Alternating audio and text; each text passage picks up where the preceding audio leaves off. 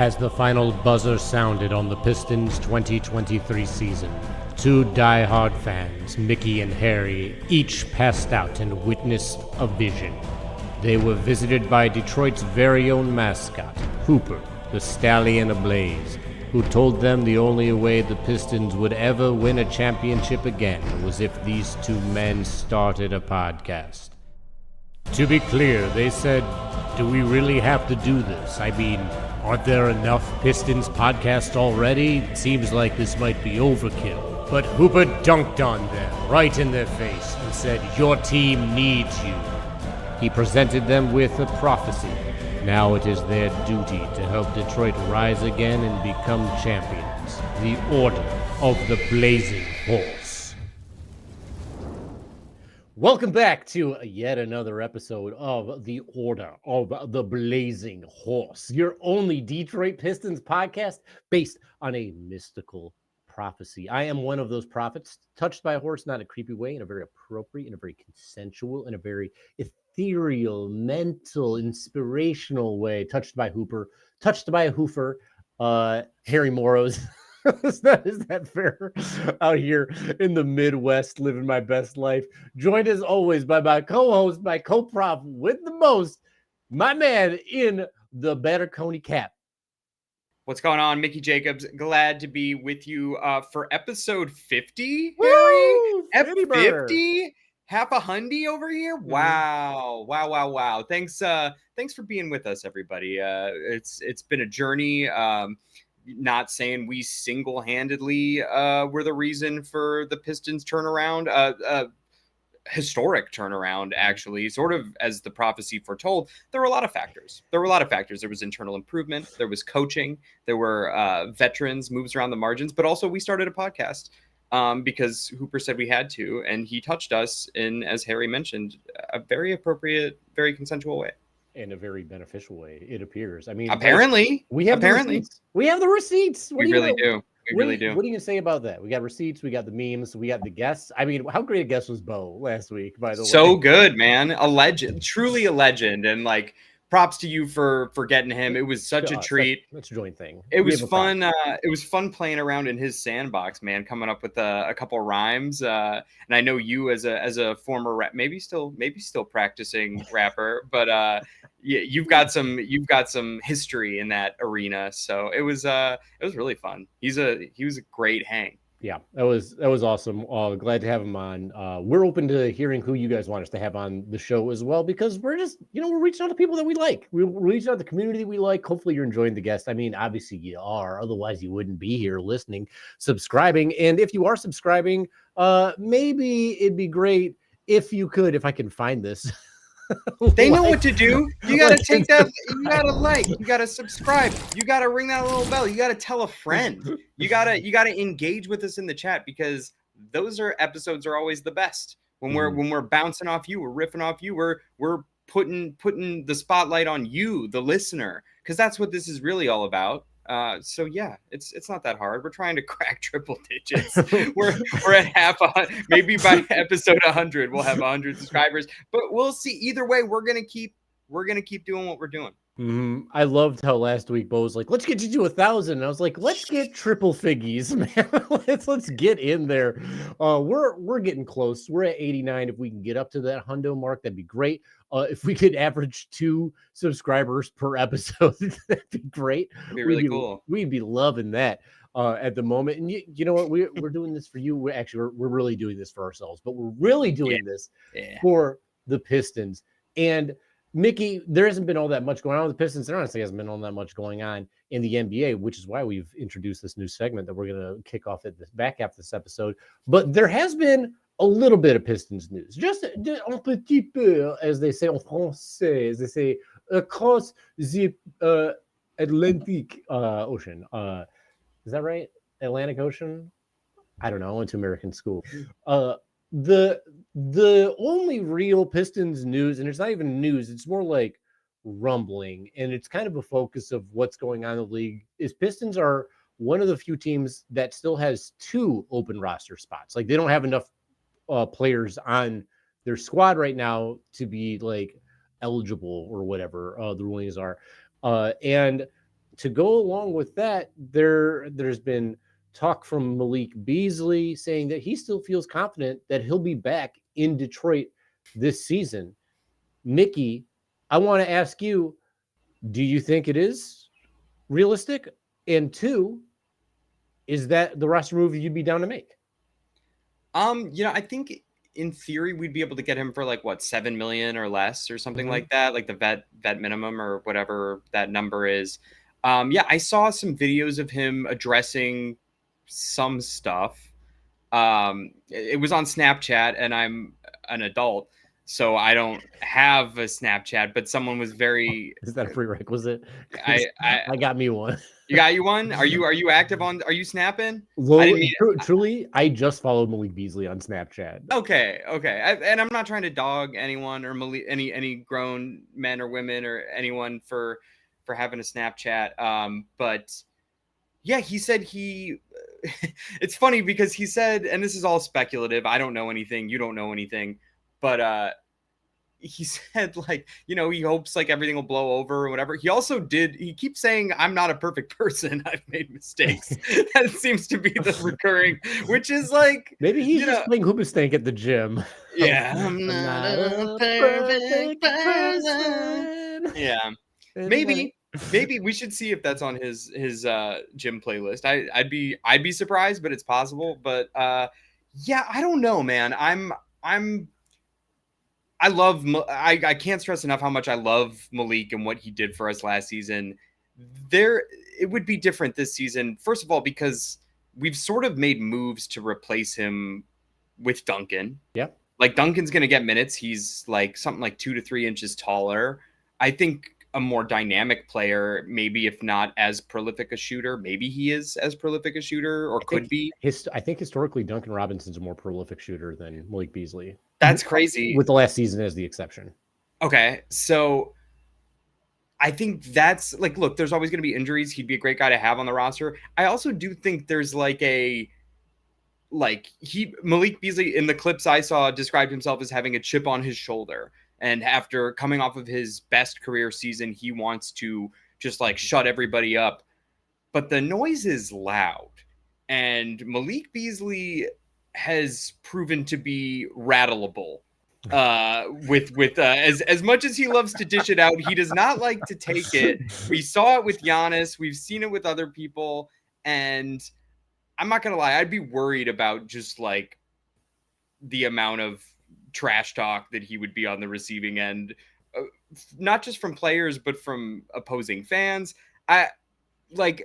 If we could get him real cheap, I'm open to it. You'd still roll the dice. I don't know if I'd bet on it. So bad. Where are you at on it? It's touchy for me. I'm conflicted.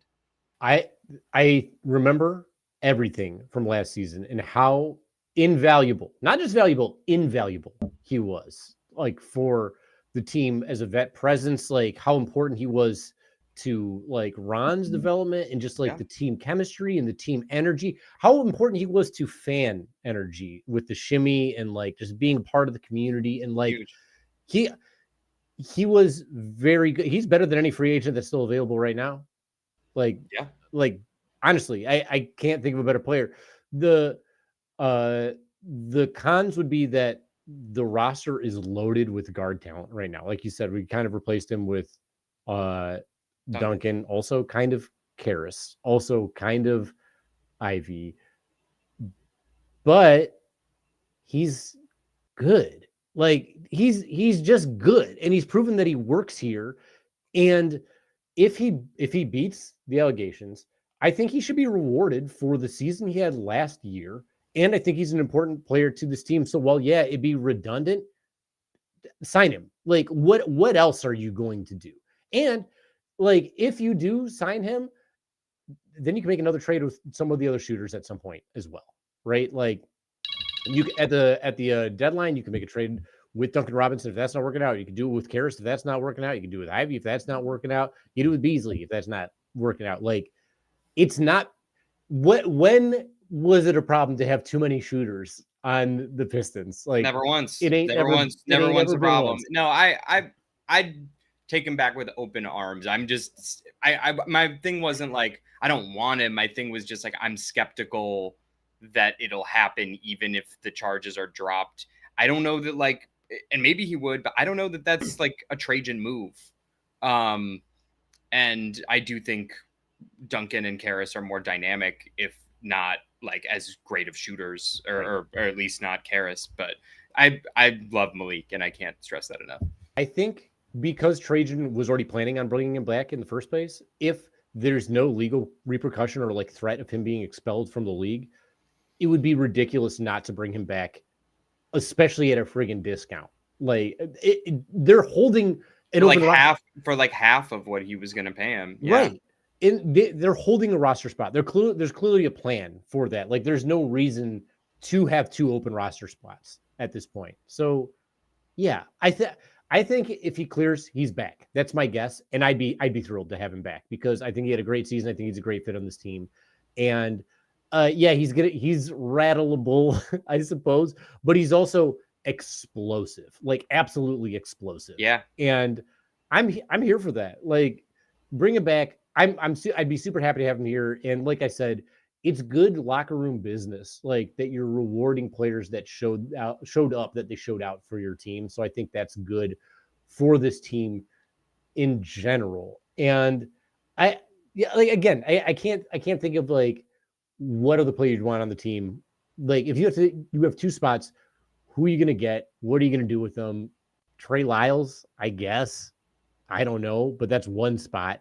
And then who else? Amir Coffey, maybe. Not too bad, but like ain't nobody got the Malik Beasley potential on this team. And then if somebody gets injured, then you're all set also on top of that. So right. That's the thing is I don't think it would necessarily be in the same role that he had last season. But yeah, I like, so you think like locker room benefit even post controversy if he clears? Yeah, absolutely. Okay. I think that's not as much of a problem as all that. Like, yeah, I'm sure he'll be getting trash talk, but like there's trash talk nonstop in the NBA no matter what anyway. And if he beats it, he beats it. He's there. And like people are like, oh, you know, they're gambling. Is like, yeah, gambling, I'm gonna shoot 323s on your ass, right? Like he's got more to brag about than the failed controversy. If he can do anything close to what he did last season, he would be an asset to not just the Pistons, but any team. Oh, and by the way, he also hinted, and this could be talk, this could be real, but he hinted that other teams were interested too. And I would not be surprised. As you said, he is the best free agent still available. Yeah. And I think the Pistons can pay him more than any other team can. So like that. And also, like I said, the Pistons didn't go on a spending spree. So they're okay. I expect, if he's cleared, him to be back, and I'd be more than happy with that. Yeah. Speaking of clear, it looks like another player has cleared a benchmark, if you will, and that's Ron Holland has cleared the 2 the 2 bill mark. Pretty good. Yes. You sent this to me, so give me the story here. Yes, this was funny because Ron Holland posted an Instagram story, and I do have Instagram. That's I'll own that. But he now is up 15 pounds from, I guess, previous season. He weighs coming in at a whopping 212, and I sent you this. You glanced at it. You thought maybe that was me on the scale. You thought maybe I was up several dozen pounds. But no, it's Ron Holland. He's bulking up. He's getting big. He's doing he's worked on the shot. He's doing all the things we want him to do. Like truly one of the most exciting X factors of the season. I'm really excited to see what beefed out dog pound, not dog pound junior anymore, just full on dog pound off the Terrier squad into the pit crew. Yeah, dude, I like that. I like that. No more terrier here. So he's gaining mass, he's gaining size, and he's shooting better. Fucking look out, dude. Look out. Like, I know. Looking back on the draft last year, because that was the 2024 draft. Yes. Can you name the 4 players ahead of Ron Holland in that draft off the top of the dome? Steph Castle. One right before. Huh? That was right before. Yep. That's 3. Mm-hmm. 4. He was number 4. He was number 4, right? God, I'm blanking. This is so Reed embarrassing. Shepherd, number 3. Reed Shepherd, right? Went to the Rockets. Yeah. Alex Sarr, number 2, went to the Wizards. Zachary Ricochet went number 1 to the Hawks. Ricochet looking pretty good. He's looking pretty good. I don't know if he's looking Ron good. Like I don't either. I don't know if any of those players are looking Ron good. I know people love Steph Castle, but the question marks about Steph Castle's shot are for real. And with Ron, people are saying like, I mean, the shot's not going, but the shot looks good. And now it's going, and he's big. Like, this is exciting. I'm really like, look, he shot it great in Summer League. And, you know, I want more than anyone to believe that that's not just like, oh, well, he's playing against G Leaguers and whatever. Because, like, it doesn't matter, right? Like, he shot motion threes. He shot step backs. He shot catch and shoots. Like, we've talked about it. Everyone's talked about it. We're high on Holland. We're breathing that clean Holland air, and we're just mowing down that hollandaise sauce. It's too bad he doesn't still have the 0-0 number, because I'd call him H200 at this point. Holland the second, Splashing. 00. He's wet. Splashing. He's wet, dude. I like that. I like that. There were a lot of good 00 nicknames, but whatever he wants to wear. I'll tell you what happens. What happens if Beasley comes back in terms of the number? I hope he takes 00. And they just swap, yeah, number swap. That'd be actually pretty cool. Mm-hmm. That's a fun chip on your shoulder number to have too. Do the Pistons don't have a 7, right? That's the Killian Hayes number 7. Is that it's right? hanging in the rafters. Yeah. Sorry. It'd be funny if it's hanging in the rafters. It'd be funny if Beasley took like a 7 or 21. I know that it was like sports betting that we're talking about instead of like blackjack numbers or dice numbers. but like that'd be such a fuck you to anybody watching. But yeah, I am curious what number he'd take if he came back, or because it's no way Ron's giving up that 5 at this point. That's his number. He went 5th. He is 5. Do your thing, dude. Yeah, I'm super pumped about him. And so, yeah, I was just going to say, I'm really excited for the preseason, because I think, I think our guys are going to play some preseason games, but it's going to be guys like Ron that are really going to get, I think, extended run in that time, and guys they want a better look at. Like, I feel like in the past, like we played didn't our starters like play a good amount of preseason because they didn't have a lot of time in the off season to like gel. So they played, I feel like Cade played a good amount of preseason games, but like at this point, dude's a superstar. Like, I don't want him overdoing it in the preseason. Like, I think that's a great time to see, it's not like summer league, but I want to see what Ron's got. I want to see how Ivy looks, like, I just want to see, like, let's get into some of the unknowns a little bit. Let's see, maybe if that JD shot, let's see if JD Power and Associates is stepping back, extending his reach. Yeah, maybe. But because I'm just saying, if ever there was a low stakes time to do it, but maybe they just want to like get right into their sets and just start hitting the ground running. I don't know. It's been so long. I kind of forget how preseason, like it varies. For some of those points, I want to reiterate how much I'm open to and would like to see Duren shooting some threes in preseason and just like as things are going on, because I need people to remember there are only like legitimately 3 3-and-D 5s, like starting caliber 5s in the NBA. Like not that many stretch 5s in general in the NBA, so the chance of getting one is low. And when we're talking about guys like Bam or Brook Lopez or Al Horford, when did they start shooting threes? Not early in their career. That was a much later development. So it's not like people saw them and were like, oh, I think eventually they'll stretch 5 guys. That got forced. They forced that issue, and they succeeded in doing that issue. Jalen Duren is 22 this year, 22 years old, shooting at some points like 77% from free throw. Like, you cannot convince me that there's a better chance of landing a starting caliber stretch big in the draft when you're expecting to be picking in the 20s in the draft. You can't tell me that you expect there's a higher chance of that happening when it's barely happened at all than Jalen Duren being able to shoot threes in a game. right? Speak it into existence, man. I look, it's hard for me to like, just given how long Beef Stew worked on extending his range and how little we saw him do that, and just knowing what we know about JD being Cade's favorite lob threat and just like favorite big in general, like it's hard for me to imagine us getting a lot of pick and pops. Right. But again, if ever there was a time to do it, it's the preseason. I agree with you that the free throw percentage is encouraging. And you know he practices it, and you know we got Fred Vinson. So listen, some other little things I saw that are kind of fun. I saw Beef Stew taking kind of like motion half court shots. What? Like kind of like running up to half court, catching the ball, drilling it. That's like cool. A few in a row. And like, look, this is empty gym, stuff. Let's not like overreact to it. Also saw, I think Jaden Ivey did a camp, and he looks good. I'm just saying he looks like legs look good. Yeah. I'm not saying he's like doing like 5-on-5 or anything, but the reaction on Reddit was hilarious because people were like, he's looking explosive. I'm like, he just dunked on a 10-year-old kid. Yeah, but he just yammed on that freaking prepubescent. You know what? No, I wanna overreact with Reddit, dude. I wanna enjoy. I just like seeing him healthy. Yeah, because it's just, when's the last time you saw Jaden Ivey play basketball, man? I like seeing him healthy and happy. Like get that positive vibe going on. The preseason does start. The schedule came out. It starts October 6th for the Pistons against the Memphis Grizzlies at 8 p.m. in Memphis, no less.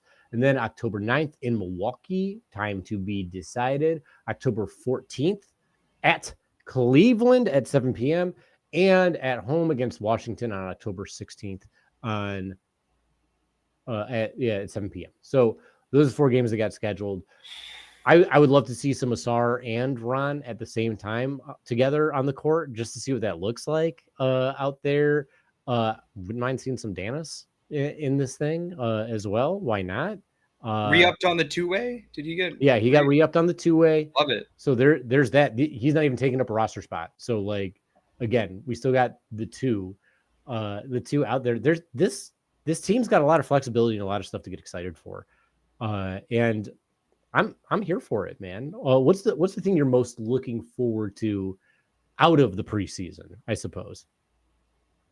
I guess this applies to. I mean, I want to see how Asar's shot looks. I want to see if Ron Holland's shot looks as good as it looked in Summer League. But I also just want to see, like, if we see 2 minutes of Cade, Ivy, Asar, Tobias, and Duren, if we see 2 minutes and 1 second, we will have seen more time of that starting 5 playing together than we did all of last season when we ended the 6th seed and had a pretty good run in the first round.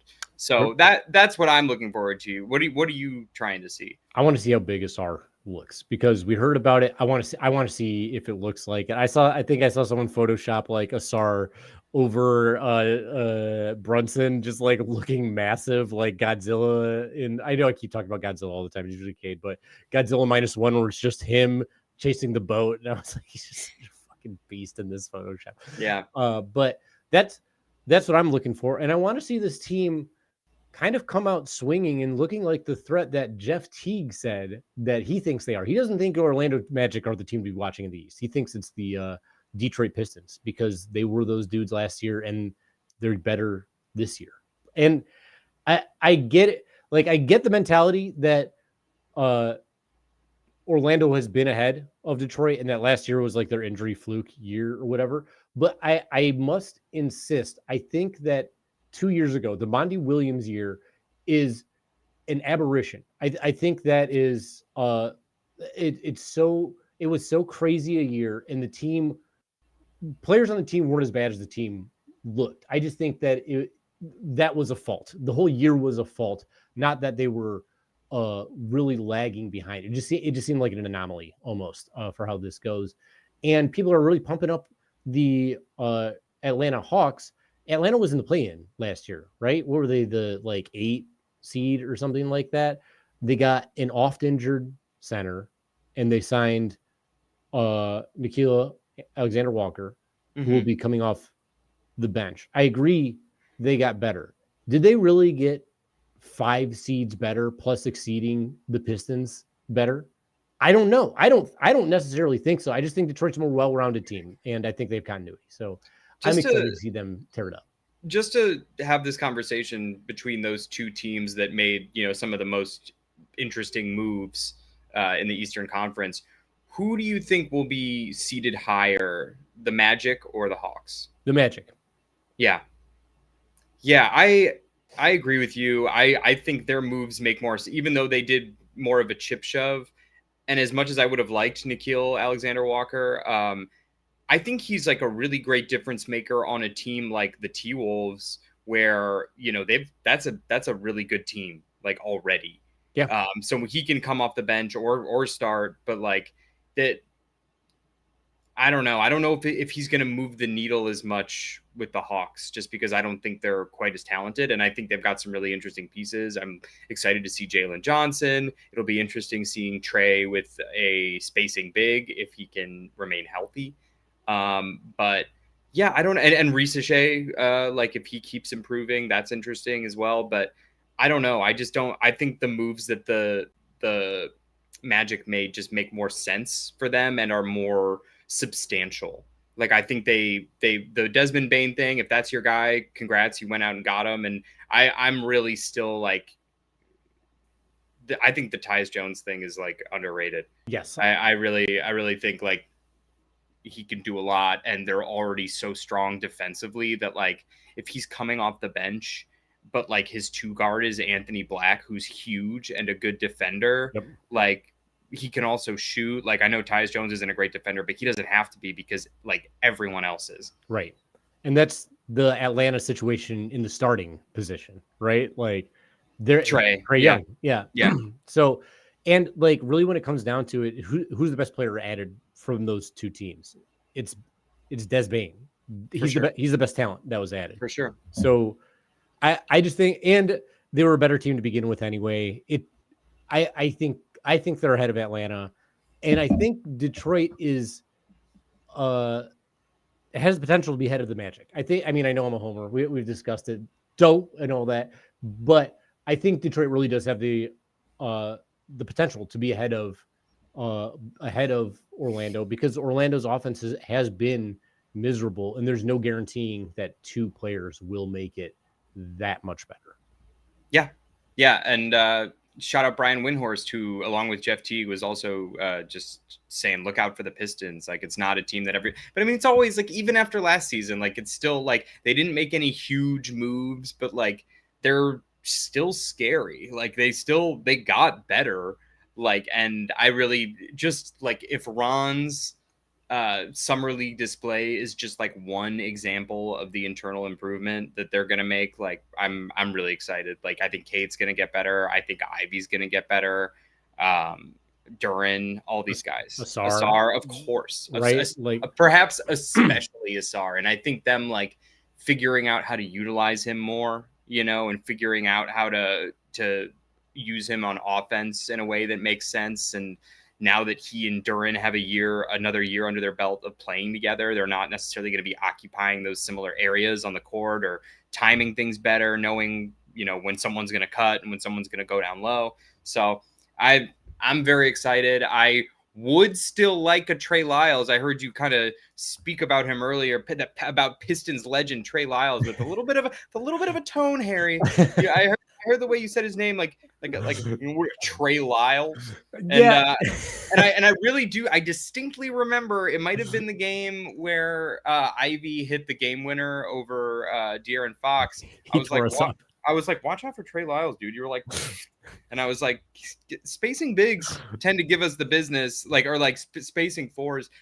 Same could be said for Chris Boucher, who has I feel like he probably averages at least 2 or 3 threes against us, in his career, or at least in his recent career. And the Larry Nance Juniors of the world. These are these backup fours who you're like, yeah, whatever, and then they are in double digits by the time the night is over with 6 boards. Yeah, so it's not to be understated. As excited as I am about Ron's improvement and his bulking, I think we could still use a little depth, a little cheap depth, just to have there with like the ability to shoot like 30 plus from three. I'm with you on that. I am absolutely with you. I'm for them going after and acquiring Trey Lyles.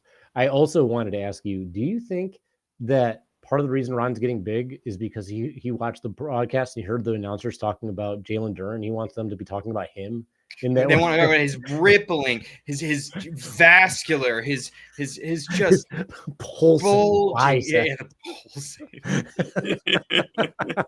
His sinewy, or no, not sinewy. His muscles upon muscles upon muscles. He's got biceps on his biceps.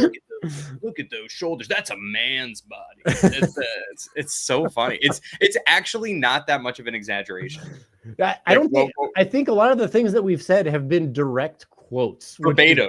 Like, so gross. Yeah. It's really weird. It's really weird. I hope people know that we're joking when we do this, but I don't know. I just hope they think that we're thirsty, and we are. Well, hey, I'm Kool-Aid.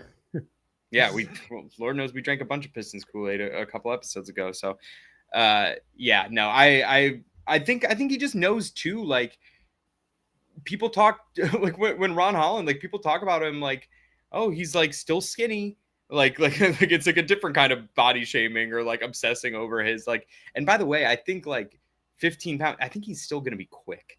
Like he's so quick, and he like just like he runs and gets in front of his man. Like, he's really good in transition on defense as well. And dude, combine that with the finishing, such a all-around, like, has the potential to be such an all-around talent, like truly like a Jaylen Brown, or even bigger, like a bigger Jaylen Brown.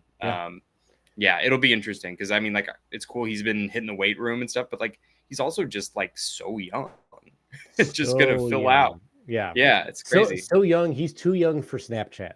It's crazy. Yeah. I'm too old for Snapchat. He's too young for Snapchat. And Malik Beasley, right in that sweet spot. He's right in that. And we were too young. Both of us were too young to be alive when I think the movie that we watched for our first episode of Basketball Movie Club.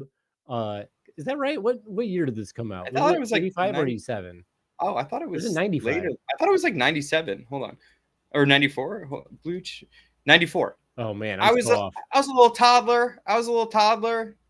You were kicking around. You were causing havoc. Yeah. I was like a preteen. At this point, little tween Harry. Not quite tween. We'll call it the preteen. Preteen. Yeah, well, not quite that old when this movie came out.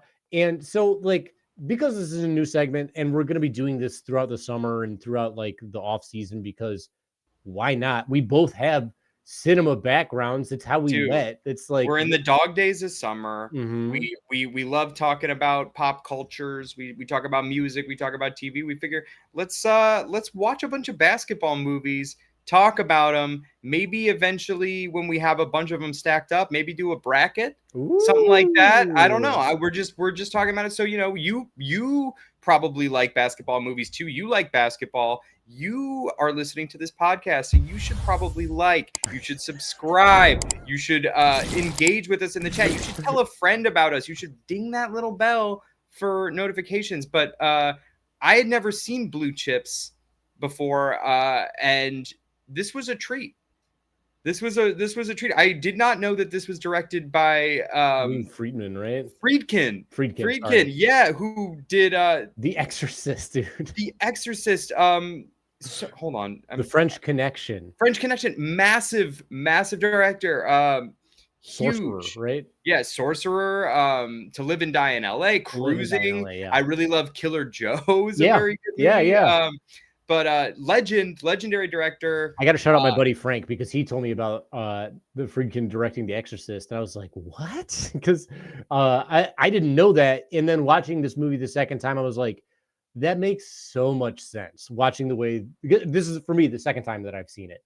And the first time I saw it, I was just watching for basketball, and this time I was like actually watching it as a film eater, as you were. And the cinematography matches up. So please proceed. I just had to interrupt and shout out. No, not at all. But I don't think my film friends my Chicago film friends are listening to this, but if they were, they'd dog me for how long it took me to come up with his credits. But Friedkin is a Chicago guy. And in the scene where they go to Chicago, you like see the L train and stuff, and I'm like, oh, this is so his shit. But I really dug it, and I thought it was very relevant to basketball today, both in terms of money controlling everything, and then just like the whole conversation surrounding NIL. So it was really, and of course Shaq. But what did you think? What were your thoughts? So I thought the same thing. One, the Chicago scene, my wife walked in and she goes, "Is that Chicago?" Right. Just the first establishing shot. And I was like, yeah, good for you. Cause she's not from Chicago or anything. Little secret. I was born in Chicago. I lived in Chicago for a good chunk of change there as a young individual. But she knew right away, the home of Butch McRae, AKA Penny Hardaway. I do have a little Penny doll somewhere. I think you can see it. That is so cool because I just watched that 30 for 30 fairly recently with Shaq and Penny. Because that long predates my NBA fandom, and that the Chris Rock doll. That's such a perfect bit of Harry Morrow's iconography too. It's like such a great intersection of your love of basketball and comedy. There he is. There he is. And it's such a sad like what could have been. He's the Grant Hill of Orlando, essentially. Yeah. And like similar injuries, similar trajectory. Too bad. I believe, if I'm not mistaken, I think being on blue chips together is what made Shaq tell Orlando to draft Penny. Oh, interesting. Crazy. Interesting. That was before they. Oh, that's so cool. I think that's correct. Okay. But wild. And you're right. Like the how it compares to like NIL now, because that was the only way people were getting paid. Was like the shady ass booster shit. Under the table deals, yeah. The guy who played the booster bad guy in Blue Chips, I already forgot his name. I think it's like JT something, but JT the Hall, actor who plays Happy. Yeah. His character's name is Happy. Yo, what a great piece of shit bad guy in that movie. Yes. He's great. There's a fun shot of him at like at his pool at his mansion, and his baby sits over his belly button. I'm like, yeah, you're so rich, dude. It's awesome. Although I will say there in the first, because like there's a couple like corruption things happening in the movie. There's this sort of backstory where the Western University is it's like West Texas, UCLA essentially, right, and it's the Dolphins. Yeah, it's the same color scheme too. And there's a like point shaving scandal sort of like looming over the whole thing. But the main issue that they're dealing with at the time is like paying players. And Happy is giving a speech of like, the universities profit so much off these players like this, and like they deserve the money. And I'm like, am I on Happy's side right now? Is Happy kind of spitting right now? He's not wrong. I know that he's doing it like for selfish reasons, but the argument is kind of true. And I always felt that way. Like when Reggie Bush had to give back his Heisman, I was like, let him keep that shit. Like these players should be getting paid. It's essentially, it's unpaid labor, right? Doing that. And I'm all for the NIL. I'm all for these players getting paid. I think it's great because I think the promise of an education is to some extent a sham, not 100% a sham. You can take advantage of it. It's just very difficult to do so because so much is expected of you as an athlete to participate in going to training, going to these meetings, learning the playbook, learning how to be with your team. And then you have to go to school on top of it. Like it's not as cut and dry. It's not black and white like that. No, sorry to cut you up, but to your point, like, when Nick Nolte goes to recruit Shaq in Algiers, he's basically saying like, well, would you care about getting me an education if I wasn't good at basketball? And he was like, no. And Shaq goes, at least you're on. That's so good. So good. Anyway, yeah, I was just chiming in with that, but continue, please. Shaq was actually nominated for a Razzie for worst breakout performance, which I didn't think was that bad, but I don't think people understood that who Shaq was in the movie is who Shaq is in real life. So like he was just being him, which is like kind of funny when you think about it. But a lot of mug into the camera, but that's Shaq. And that is Shaq. I thought that made him actually kind of endearing to the movie. Did you like, okay, a couple things from it, because there were a lot of cameos, a lot of like interesting parts. Do you know who the oh my God, why am I blanking on the athletic director was played by? The older guy? Yeah, No. that was Bob Cousy. Oh, no shit. Yeah, so That's cool because he's ripping free throws, Yeah. and I'm like, oh my god! I think because Nick Nolte's comedy is like, you're a fucking mess. Even with your left hand. Yeah, God you damn hit it. the left hand. It's like it's just nonstop. I wrote down. I was like, wow, this guy. How many takes do they have to do? Probably not that many because it's Bob Cousy. It's Bob that Cousy. Makes so Yeah. much sense. Legendary player. Also, when they opened up the shot at French Lick, I was like, oh, that's where Larry Bird's from. And then they cut to Larry Bird, and I was like, okay, that's great. He's just there. Yeah. At all times, Larry Bird is just shooting buckets at like an abandoned court in French Lick. And yeah, of course, the like hick white boy Ricky Rowe. Yeah, is from French Lick. That's the only place that puts out rural white basketball players, apparently. Right. Not Algiers. Definitely not Algiers. Certainly not Algiers. Not Chicago. No chance in Chicago. But one issue I had with the movie is like Nick Nolte when Ricky Rowe's like, we got some business to talk about. Give me $30 cash in a bag, and he like kicks him out. I'm like, great. You know, you have this ethical fortitude here, and I'm down with that. You didn't need Ricky Rowe. If you have Penny Hardaway and you have Neon Bodro, is that what his name is? Like Burrow, or something in that regard. Like if you have he's both he's those from guys, Louisiana originally. Yeah, you'll be fine. You'll be super fine. Yeah, you have one and Shaq. They want the three-headed monster. They want the super team. Okay, they want the guaranteed chip. I guess so, but like it didn't even look like Ricky Rowe was doing anything except for like ogling girls like crazy. Yeah. I like girls, coach. Yeah, Neon Budo, that's right. Butch McRae, Neon Budo, and Ricky Rowe. Pretty great names. Great names. Yeah. For Pete Bell.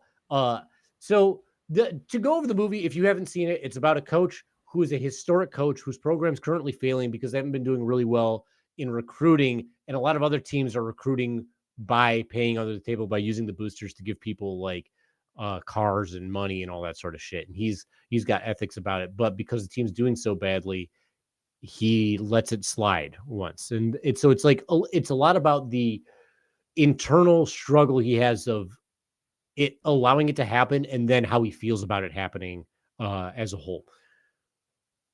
How did you feel about the performances in the movie? Some of them I really liked. I thought Nick Nolte was just peak Nick Nolte. I know, right? Like he was just the amount of I wanted like a counter for the amount of god damn it. Just so many goddamn it's, so many son of a bitch. But I mean the casting is great.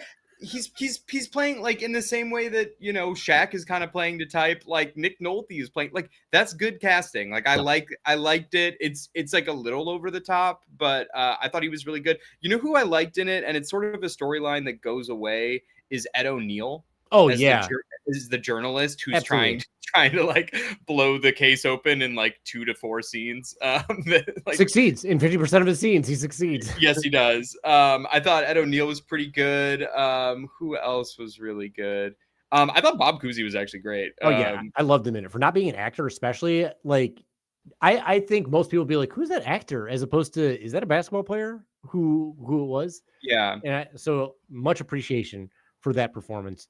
In it, great facial acting. And you're right, Nick Nolte was so peak, just like throwing stuff around. When he throws the cooler of water, he comes back in like 3 times in that opening scene from that coaching punts the basketball into the stands, and then proceeds to just ream out his team and throw a water cooler to the ground. I thought Anthony C. Hall was really good as Tony. Yeah, for sure. Yeah. And Penny Hardaway's mom, what's her name? Alfre? Yeah, she was really good. She was really good. She's good in almost everything she's in. Yeah, I looked her up after because I was like, what do I know her from? And she is. Tell me who it is. I don't know how to pronounce the name, but Alfre Woodard. I should look it up. Maybe it's Alfre. But she was great. He crushes as Mama McRae. Yeah, absolutely. Yeah, she was awesome. Yeah.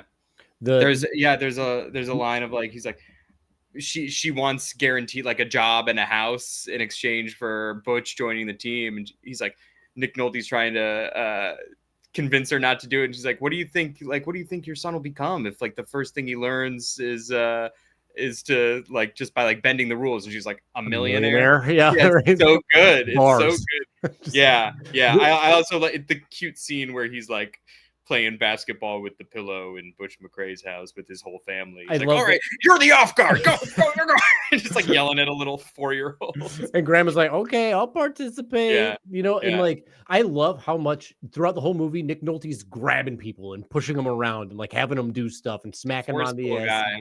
And just like, it's so like the scenes when he's yelling at the referees and stuff too. I'm like, that's so intense. It's so friggin' intense. And there's no way it was like comfortable to participate in. It'd be very hard for me to not like break character and laugh with him like yelling. No, I can't be with him because the job is too demanding. Yeah, it's very like Winning. Well, Winning Time did the same thing, except it's Jerry West's wife. She's still with him, but he's just like, she's like, you're not happy. But you know what? I found that like a lame trope as well. But I will say he doesn't get her back. No. She does not get spoilers. She is great. She is really good in it. And Mary McDonnell like at least they don't just like have her take him back, because we're gonna do spoilers here. This movie came out in 94. But he quits. He quits at the end because he wins the chip, but he quits, and you can tell she's like, that's what you needed to do. You don't love it anymore. It's not about basketball anymore. It's about money, and you love the game. The purity of the game, which is just you know, in our DraftKings BetMGM kind of world that we're living in, it was resonant, I thought. Yeah, there. Then you get to see him coach those little kids like right afterwards. Hilarious, just with him being like, "You come here, you're not going to shoot a jump shot like that. You know, with your two-handed jump shot." Just like so approaching a bunch of kids playing basketball outside at night, just like little kids. I was going to ask you. Kids that Ivy's dunking on in his cast. He looks good though. He looks limber. He does. Springy, I should say. I was going to ask you: are there any NBA coaches, or perhaps any former Pistons coaches that Nick Nolte reminded you of, or current Pistons coaches? Did you get any shades of anybody? Not really. Like he reminded me a lot of like Bobby Knight for Indiana, who he actually, another spoiler, he beats them in the last performance, the Hoosiers, the last game there. But like what I was most struck by was because he doesn't have love for the game, and he does care about like the kids and the players, but his coaching style is like nearly abusive to a certain extent.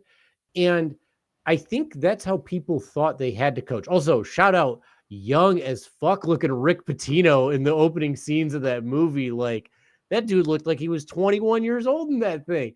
But like, that's why you're a good ref. You know how to make calls. But like, he's great. He's great in it. Yeah. That's why you're a good official. Yeah. So funny. But like, I think that mindset of what it takes to be a coach and what it means to be a coach looms so heavily over professional sports for so long. And it almost feels a little dated. I mean, clearly it feels dated at this point, but like maybe Larry Brown-esque, I suppose, with how that goes. A little JB maybe with that's what I was gonna say with the barking at the refs, just the constant one more and you're out of here. I mean, we didn't see JB punt a ball into the stands, but you know, maybe that's a season 2 thing. Maybe that's this season. I caught a little bit of, by the way, I just want to say, to like it being like a trope of like the angry coach, like apparently Pop, like, you know, was not afraid to yell at players. Like I remember him talking to Tony Parker being like, Tony, I couldn't do half the shit I did to you back then. And Tony's like, yeah. Just clearly traumatized. There's a scene where he's playing in practice, and I got like flashes of the SVG, like put something together behind the back, through the legs. You gotta step in front of him this way. Yeah, like the Stan Van Gundy video of him like going between the legs, hands-on practicing. Yeah, unbelievable. Like mad props to Stan Van. He's got a package. And Nick is like working on the pick. He's like, this, when he's on that way, you roll this way. And that's how you block him off. And on this way, you roll this way. By the way, the during that same practice scene, and probably throughout the movie, but I really noticed it then, and this makes sense with the Penny Shaq thing, is Reebok everywhere. Everywhere. You mean Gazelle? Yeah, but in one point, there's just like, yeah, like instead of Nike or whatever it is, but yeah, that and then so much drinking of Pepsi. So much just coaches sitting around. How are we gonna do? Crack a Pepsi. Crack a Pepsi. Yeah, it's like that Wayne's World scene. We're not gonna sell out like that, you know. Where, yeah. Exactly. Carl's wearing all the Reebok gear. But I thought the movie was shot really well. Like, I thought it was kind of beautiful, and like when they were showing the scenes of when he was actually having like the internal struggle and just like shooting up at him while he's like looking down and like frustrated, even like during the game as the game's like going well, and just like feeling the intensity in the game. And like the other thing I gotta say is it felt like you were actually at the game. It felt like what being at games felt like a lot, and it felt real. A lot of times when I'm watching movies, it feels so phony. Like everything feels like this is a movie. That felt like this is footage at a game. And I love that about the movie. I think incredibly well shot, pretty compelling storyline, good internal feel to it. I read online, someone said what's great, it might have been Roger Ebert who said this, that it's not just a sports movie that is resolved by winning the big game. It's not about that. Yeah. And I think that's super cool. That's a great point. I agree with you. I thought the basketball scenes were really cool. The sound design during the games, it almost sounds like there's like a plane in the thing. Like it's like very intense and like the whole place is buzzing, like kind of literally. So that was really visceral. And yeah, I like the whole stuff about kind of like power corrupting and like you're kind of a cog in this machine and you believe in something, but there's like only so much you can do to fight it. And all you can really do is like be true to yourself. And like, you know, as lame as the Mary McDonnell wife stuff kind of was, like he lies to her about whether or not they're buying players. And you can tell it, like it's destroying him because and they tout the whole time is Western University has one of the cleanest programs in the nation. Yeah, I enjoyed it. I think there were points that were boring. Like it probably could have been like 10 to 15 minutes shorter, but I like that how that review is like it's not just like an underdog story. Like it's about like a person's relationship with the thing they love. Yeah. And that's kind of unique for a sports movie. Speaking of other sports movies, it reminded me a little bit the scene where he's recruiting the three guys. You can tell Hustle, like that's on the mood board for Hustle when he's like going around like scouting all the guys, and you've got the like cameos with Boban and stuff. And for a second I thought you were gonna say MacGruber, where he's getting his team. No, although I love MacGruber. It's brilliant. I mean, we should just watch that and talk about it. There's nothing to do with basketball, but that would just be fun. But yeah, that reminded me of Hustle a little bit. And then I do think the biggest irony of the whole movie is that Shaq is playing a character who cannot be bought. Yeah, that's the exact opposite. Not a lot of art imitating life there, but he's like, wow, this is the only guy with integrity who like wouldn't take the Lexus. I'm like, I think he would take the Lexus. Oh, I think he might take just about whatever. But I actually didn't think he was that bad besides the mugging and stuff. And like some of that was the script too. I thought it was fine. I truly thought his performance was fine. I didn't think anybody was bad. And again, okay, I am going to look up the name of Happy in that movie, Happy in Blue. Is it JT Walsh? It is JT Walsh. Thank you. Yeah. But he's so killer in that when he has his freak out at the very end with his spiky hair. I'm just like, oh my God, man. He is scum. Like true scum. And it's just as far as like remind me of other movies. Have you seen He Got Game? No. That's going to be on that. We're going to watch that because that falls in the world of like this movie very much as well. Not from a coach's perspective, but from like a father and son's perspective, like the player and the player's dad. So I don't want to spoil too much, but no, I'm excited. Part of like what's fun for me with this is that I have not seen a ton of basketball movies. I just watched Love and Basketball for the first time, like within the past couple years. We're gonna do that one too. Of course, sure. I mean, we should do them all, really, like as many as we can. Like, but there is a movie about point shaving, the referee movie, like because there's a documentary about the referee who was Tim Donaghy.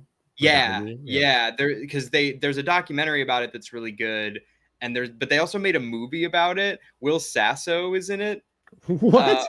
He's really good. He plays like his bookie friend who like gets him in on an inside game. Inside game. It's like not the greatest movie, but like I don't know. I just thought the story was so interesting.